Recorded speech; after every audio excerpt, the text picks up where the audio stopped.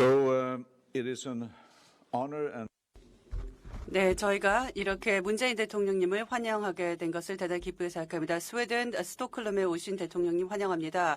매우 시의적절한 방문이라고 생각합니다. 한 스웨덴 간에 있어서 아주 훌륭한 60년간의 외교 관계를 기념하는 해이기 때문입니다. 또한 저는 대통령님께서 살츠 쉐바덴에 방문해 주신 것을 기쁘게 생각합니다. 스웨덴의 노조와 스웨덴의 그 고용자 연합에서 그 1938년 사회적 대화를 타결을 이끌어냈던 때 곳이기 때문에 합니다. 저는 대통령님께서 가지고 있는 혁신적 포용국가 비전이라는 것은 대단히 핵심적으로 생각하는 스웨덴 모델과 그 맥락이 다 있다라고 생각합니다. 그래서 저는 스웨덴 모델에 대해서 말씀을 드렸고요. 또 살트 쉐바덴 모델에 대해서 말씀을 드렸고요. 일반적인 평등과 관련된 부분에 대해서도 말씀을 드렸습니다.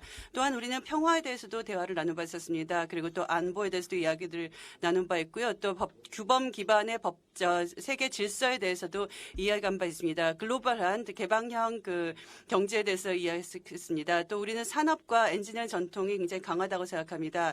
또한 양국은 세계 최고의 혁신국가 입지를 차지하고 있다고 생각하고 있습니다. 우리 양국 정상은 무역과를 확대할 가능성에 대해서 이야기했고 혁신과 연구를 발전시킬 수 있는 가능성에 대해서 이야기한 바 있습니다. 양국의 체결된 양해각서도 있습니다. 경제 발전, 혁신 그리고 중소기업 및 스타트업과 관련된 MOU가 여기 포함됩니다. 또 앞으로 한국 스타트업 센터, 코리아 스타트업 센터를 스톡홀름에 출범시킬 예정으로 있는데요. 여기에 대해서 저희는 대단히 기쁘게 생각합니다. 국제적인 현안으로 논의한 의제도 있습니다. 양국 간에 있어서는 다자간 협력에 대해서 논의를 했고요. 다자간 협력이 얼마나 중요한지 논의했습니다. 지역 현안과 기후 변화에 대한 문제도 또한 논의한 바 있습니다. 또 한반도 정세에 대한 의견 교류도 진행한 바 있습니다. 저는 문 대통령님께서 대단히 강력한 리더십을 발휘해 오셨다라고 생각하고 스웨덴은 계속해서 기여할 만반의 준비가 되어 있습니다. 한반도에서 평화 안정을 위해서 가능한 모든 일을 하겠습니다. 대통령님 말씀 부탁드립니다. 다시 한번 환영합니다. 구모론 나와 우리 대표단을 따뜻하게 환대해 주신 레벤 총리님과 스웨덴 정부 그리고 스웨덴 국민 여러분께 감사드립니다. 양국 수교 60주년을 맞는 뜻깊은 해에 대한민국 대통령으로서는 처음으로 국빈 방문을 하게 되었습니다. 매우 기쁘게 생각하며 양국의 우정과 신뢰가 더욱 깊어지는 계기가 되길 바랍니다. 올해 한국은 3.1 독립운동과 대한민국 임시정부 수립 100주년을 맞았습니다. 지난 100년 동안 한국은 국민의 힘으로 독립과 경제발전, 민주주의를 이뤘고 또 새로운 100년을 맞아 국민 모두가 함께 잘 사는 혁신적 포용국가를 향해 나아가고 있습니다. 성숙한 정치문화, 안정된 노사관계, 세계적 수준의 혁신 경쟁력과 복지제도를 갖춘 스웨덴은 모든 면에서 귀감이 되는 선진국입니다. 한국은 스웨덴으로부터 많은 영감을 받고 있습니다. 세계가 부러워하는 오늘의 스웨덴은 여기 살트 쉐바덴에서 시작되었다고 해도 과언이 아닐 것입니다. 대화와 타협, 신뢰와 상생의 문화가 삭튼 역사적인 장소에서 총리님과 정상회담을 갖게 되어 매우 뜻깊게 생각합니다. 정상회담 전 가진 총리님과의 산책도 잊지 못할 것입니다. 총리님은 스웨덴의 발전과 통합을 이끈 노조와 기업, 국민과 정부 간 신뢰에 대해서 말씀을 해주셨습니다. 오랫동안 노조 활동을 하신 총리님부터 사회적 신뢰 구축의 경험을 배웠고 많은 용기를 얻었습니다. 한국도 혁신과 포용을 위해 사회적 대화와 타협을 적극 추진하고 있습니다. 올해 초에는 노사정이 함께 상생형 일자리 협약식을 체결하는 데 성공했습니다. 살트 쉐바덴에서 시작된 사회적 대타협이 스웨덴의 성숙한 정치와 문화를 만들었듯이 광주형 일자리가 한국형 대화와 타협, 성장의 모델이 되길 기대합니다. 오늘 우리 두 정상은 양국 간 실질 협력 확대, 영내 평화와 번영 정진, 글로벌 이슈 등에 대해 많은 대화를 나누었습니다. 우리는 새로운 번영의 미래를 이뤄가기 위해 양국 협력을 더욱 강화하기로 했습니다. 첫째, 과학기술, 신산업 분야로 협력의 지평을 확대해 혁신 성장에 활력을 높이고 4차 산업혁명 시대를 함께 준비해 가기로 했습니다. 스웨덴과 한국의 혁신 경쟁력은 세계 최고 수준입니다. 특히 과학기술 분야의 성취는 놀랍습니다. 양국 과학자 간 교류를 더욱 활성화하고 노르딕 국가들이 함께 참여하는 과학기술 공동 연구 협력 체계를 구축하기로 했습니다. 중소기업과 스타트업 간 협력은 혁신 성장의 핵심 동력입니다. 이번에 중소기업 및 혁신협력 MOU를 체결했습니다. 내년에 스톡홀름에 설치되는 코리아 스타트업 센터는 양국 젊은이들의 창의성과 도전 정신이 창업으로 이어지도록 도울 것입니다. 양국은 이미 미래를 향해 협력하고 있습니다.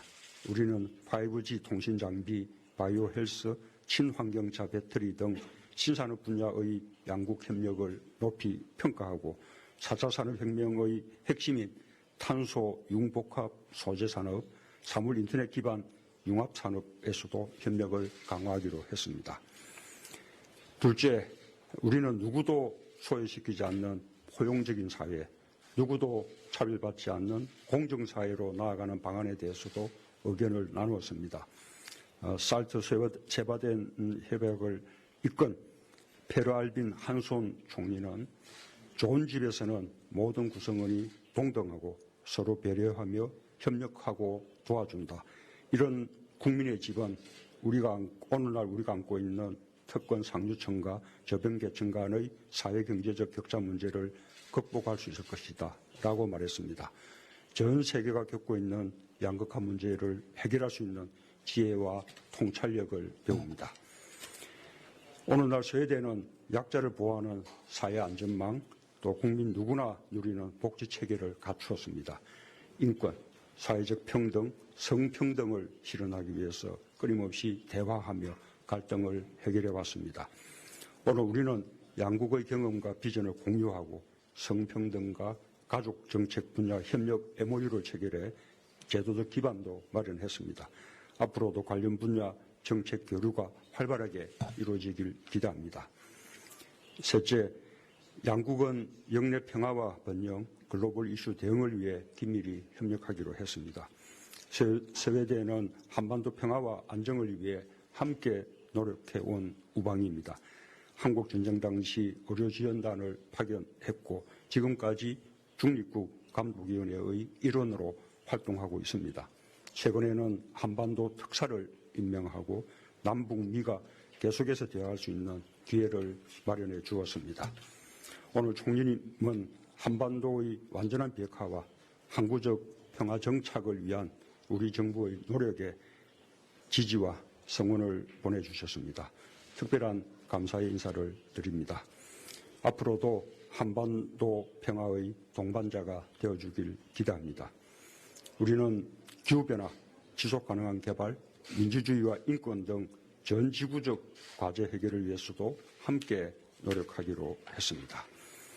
오늘 정상회담으로 양국은 새로운 미래 60년을 여는 든든한 토대를 마련했다고 확신합니다. 총리님께서도 편리한 시기에 한국을 방문해 주셔서 한국이 이번에 받은 환대에 보답할 수 있기를 바랍니다. 국왕님과 총리님, 스웨덴 국민 여러분께 다시 한번 감사드립니다. 탁소 미케.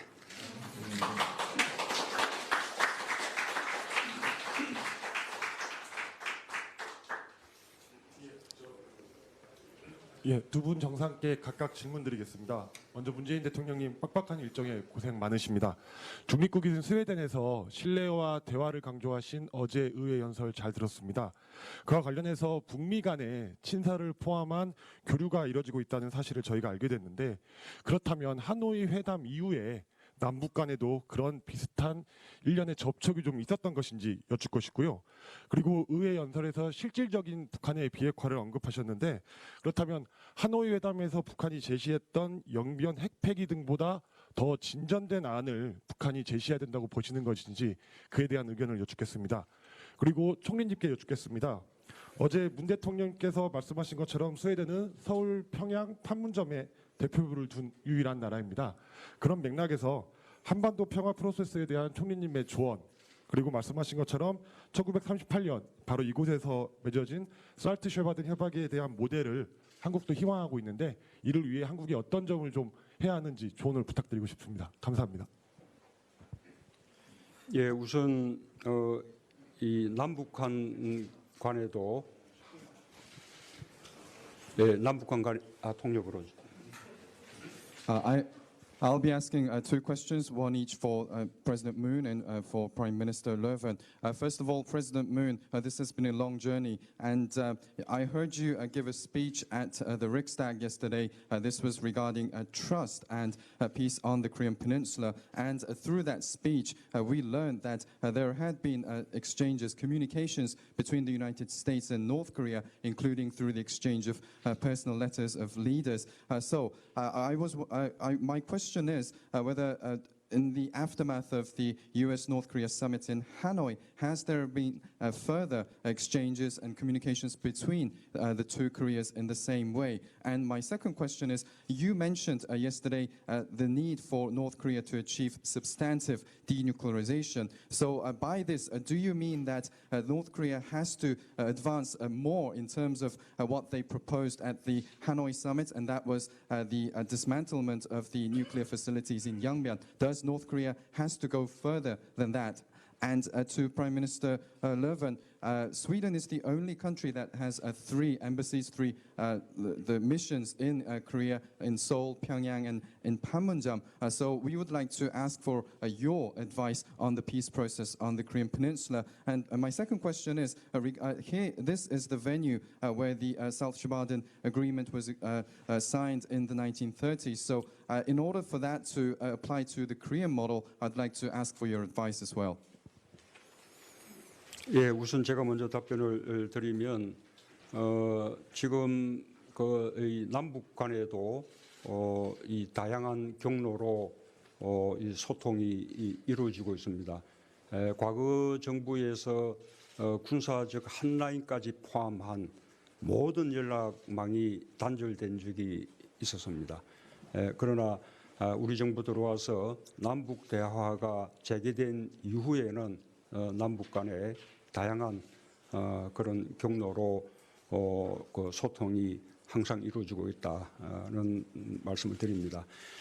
그리고 북미 간에는 뭐 다 보도를 통해서 아는 바와 같이 양국 그 정상이 여전히 상대에 대한 신뢰를 표명하면서 또 대화 의지를 밝히고 있습니다. 이 북미 간의 이 구체적인 그 협상의 진전을 위해서는 사전에 실무 협상이 먼저 열릴 필요가 있다고 봅니다. 그리고 그 실무 협상을 토대로 양 정상 간의 정상회담이 이루어져야 지난번 하노이 2차 정상회담처럼 합의를 하지 못한 채 헤어지는 그런 일이 다시는 발생하지 않을 것이라고 그렇게 생각합니다. 실무 협상을 통해서 구체적으로 어떤 협의가 이루어질지 여부는 아직 저희가 알 수 없고 또 말씀드릴 수 있는 단계도 아니다라는 말씀을 드립니다. First of all, let me point out that at this moment, the two Koreas are communicating through various different channels. In past administrations, we had established military hotlines and we had other forms of communications, but they had all been shut down. However, during my administration, ever since we resumed dialogue with North Korea, let me point out that we have been communicating with North Korea through various different channels. As for the relations between the United States and North Korea, as has been well reported in the media, the two leaders, Chairman Kim and President Trump have expressed their trust for each other, and they've also outlined their strong commitment towards continuous dialogue. So in order for progress in terms of negotiations between Pyongyang and Washington, I believe that there has to be working level negotiations prior to the summit meeting. So the summit meeting between President Trump and Chairman Kim has to happen on this basis, and this will provide that this will be able to prevent the similar situation to what happened in Hanoi during the second summit, where the two leaders were not able to reach an agreement. So I am not quite sure what kind of progress could be made through the working level negotiations, but let me just point out that it's not appropriate for us to comment on that at this stage. Okay, regarding the Korean Peninsula, first, let me say that we, of course, must continue our efforts, also the Swedish efforts, to support a peaceful solution. We can never, ever give up that. I believe, once again, as I said, that President Moon has shown strong leadership. It's a complex and difficult issue, but now I think it's important that we uphold the momentum in the diplomatic efforts. So Sweden will, of course, support this the best way we can. The main actors is obviously the two countries on the peninsula, as well as not least the permanent members of the Security Council and United States. So those are the main actors. But if we can, whatever we can do to support this process, we will, of course, do that. When it comes to Saltsjöbaden and the tradition of the Swedish model here, I also I told the President, I think that the President's own saying of an innovative and inclusive state is exactly what this is about. Creating innovation by inclusiveness. You include people. And we cannot just transfer a model to another country. That's not possible. But to talk about the important ingredients, and one being that the social partners is given a very strong mandate to handle the labor market. But that requires also that the two social partners are regarded as equal partners. You need a structure, a system. That was what the agreement was about. How do you negotiate? The structure for negotiations, the ambition to reach agreements.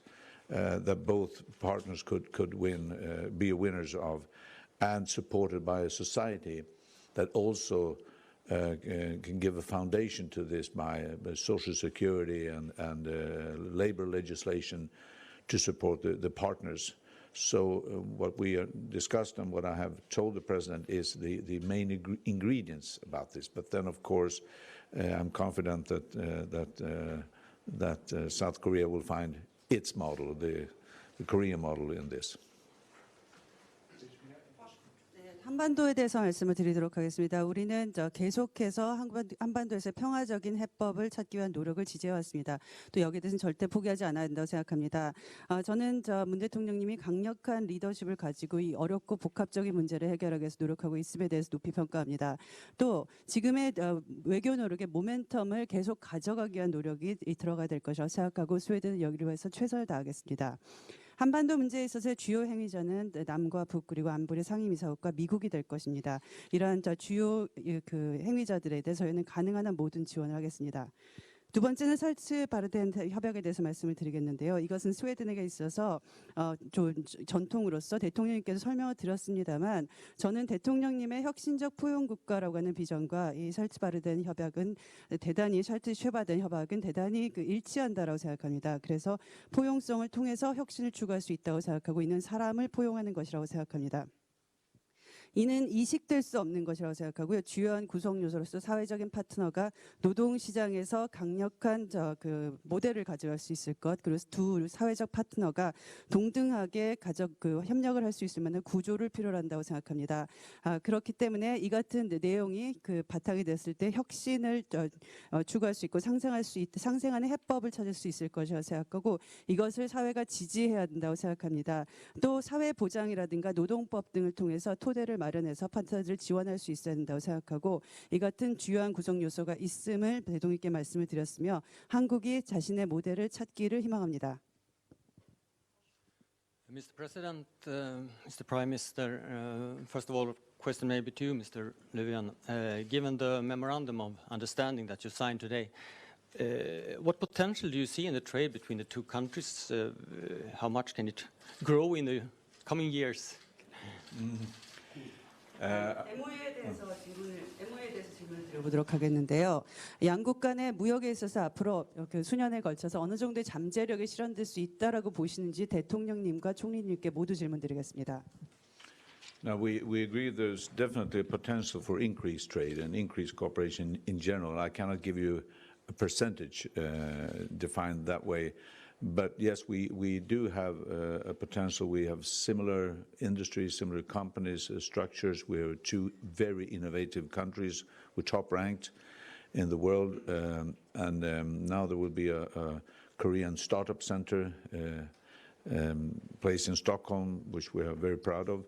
So there is definitely so much more that we can do to develop new products and exchange ideas and sell things to one another. So there is a strong potential, and we are looking forward to that increased cooperation with South Korea. 네, 무역과 관련해서는 늘어날 것이다. 일반적으로 또 협력도 증진될 것이라고 말씀을 드릴 수 있고 구체적인 수치로 몇 %다라고 말씀을 드리기는 어렵습니다. 하지만 그 가능성은 대단히 높다고 생각하고요. 한국과 스웨덴은 산업에 있어서 기업들이라든가 그 구조에 있어서 혁신적인 국가라는 점에 있어서 세계적으로 순위가 대단히 높은 국가들이라는 점에서 비슷한 점이 많다 하겠습니다. 또한 스톡홀름에서 코리아 스타트업 센터가 곧 출범할 것으로 되어 있는데 여기에서도 높은 기대를 가지고 있습니다. 따라서 앞으로 새로운 제품과 아이디어 등을 교류할 수 있는 또 서로 많이 판매할 수 있는 방향으로 협력이 가능할 것이라고 생각하고 강력한 잠재력을 가지고 있다고 기대에 마지 않습니다. 예, 작년도 한국과 스웨덴 간의 교역액은 29억 불로 사상 최고를 기록했습니다. 양국 간의 투자액도 빠르게 늘고 있습니다. 그러나 아직 만족할 만하지 못합니다. 양국은 교육과 투자를 훨씬 더 이렇게 증가할 수 있는 그런 아주 많은 잠재력을 가지고 있다고 생각합니다. 특히 양국은 세계 최고 수준의 혁신 능력, ICT 능력, 과학기술 능력을 보유하고 있고 또 개방 경제를 추구하는 중견 국가로서 비슷한 입장을 가지고 있습니다. 앞으로 양국 간의 협력이 강화된다면 훨씬 더 큰 시너지 효과를 발생해서 앞으로 새로운 성장 동력을 함께 만들어내면서 4차 산업혁명 시대를 함께 선도해 갈 수 있으리라고 믿습니다. Last year, we recorded the highest ever bilateral trade volume of $2.9 billion US, and I'm pleased also to note that our bilateral investment has been growing at a very rapid pace. However, I do not think that we should just stop there because for our two countries to further expand our trade and investment, there is just a vast potential for this. In particular, our two countries possess great capabilities, top of the world in terms of innovation, ICT, and science and technology. And also, we have to add this to the fact that we are both countries who pursue open economies. We are middle powers and very much like-minded countries at that. So I believe that by expanding our bilateral cooperation in the days ahead, we will be able to create great synergy effects in the future, and this will in turn help us create new growth engines for the future and also help us in our response to the era of the fourth industrial revolution. So I think I have to stop there.